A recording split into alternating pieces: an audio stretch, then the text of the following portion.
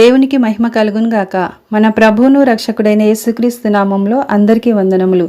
ఈరోజు పరిశుద్ధ గ్రంథంలోని వాక్యపఠనము సామెతలు 16వ అధ్యాయము. హృదయాలోచనలు మనిషిని వశము, చక్కని ప్రత్యుత్తరమిచ్చుటకు యెహోవా వలన కలుగును. ఒకని నడతలన్నీయు వాని దృష్టికి నిర్దోషములుగా కనబడును. యెహోవా ఆత్మలను పరిశోధించును. నీ పనుల భారము యెహోవా మీద నుంచుము, అప్పుడు నీ ఉద్దేశములు సఫలమగును.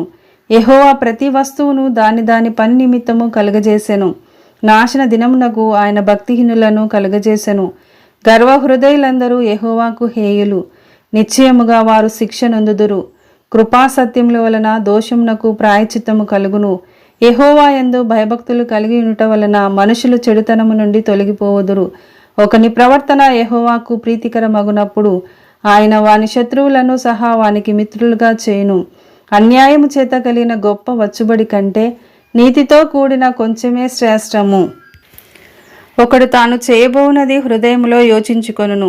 యెహోవా వాని నడతను స్థిరపరచును. దేవోక్తి పలుకుట రాజువశము. న్యాయము విధించుటయందు అతని మాట న్యాయము తప్పదు. న్యాయమైన త్రాసును తూనికరాలును యెహోవా యొక్క ఏర్పాటులు.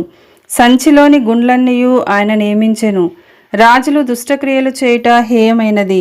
నీతి వలన సింహాసనము స్థిరపరచబడును. నీతిగల పెదవులు రాజులకు సంతోషకరములు. యథార్థవాదులు వారికి ప్రియులు. రాజు క్రోధము మరణదూత. జ్ఞాని అయిన వాడు ఆ క్రోధమును శాంతిపరచును. రాజుల ముఖ ప్రకాశము వలన జీవము కలుగును. వారి కటాక్షము కడవరి వానమబ్బు. అపరంజిని సంపాదించుట కంటే జ్ఞానమును సంపాదించుట ఎంతో శ్రేష్టము.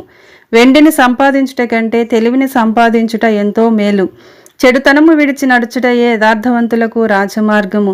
తన ప్రవర్తన కనిపెట్టువాడు తన ప్రాణంను కాపాడుకొనును. నాశనమునకు ముందు గర్వము నడుచును. పడిపోవుటకు ముందు అహంకారమైన మనసు నడుచును. గర్విష్ఠులతో దోపుడు సొమ్ము పంచుకొనుట కంటే దీన మనసు కలిగి దీనులతో సొత్తు చేయుట మేలు. ఉపదేశమునకు చెవియొగ్గువాడు మేలునందును. యెహోవాను ఆశ్రయించువాడు ధన్యుడు. జ్ఞానహృదయుడు వివేకి అనబడును. రుచిగల మాటలు పలుకుట వలన విద్య ఎక్కువవగును. తెలివి గలవానికి వాని తెలివి జీవపు ఊట. మూఢులకు వారి మూఢత్వమే శిక్ష.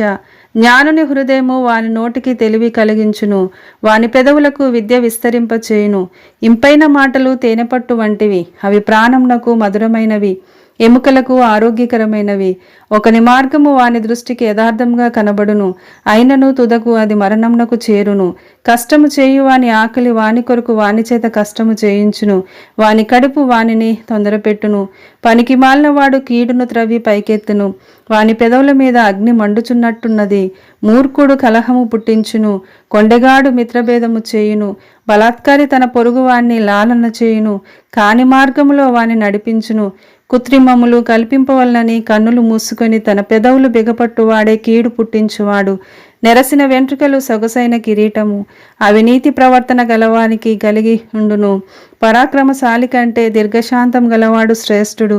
పట్టణము పట్టుకుని వాని కంటే తన మనస్సును స్వాధీనపరుచుకుని వాడు శ్రేష్ఠుడు.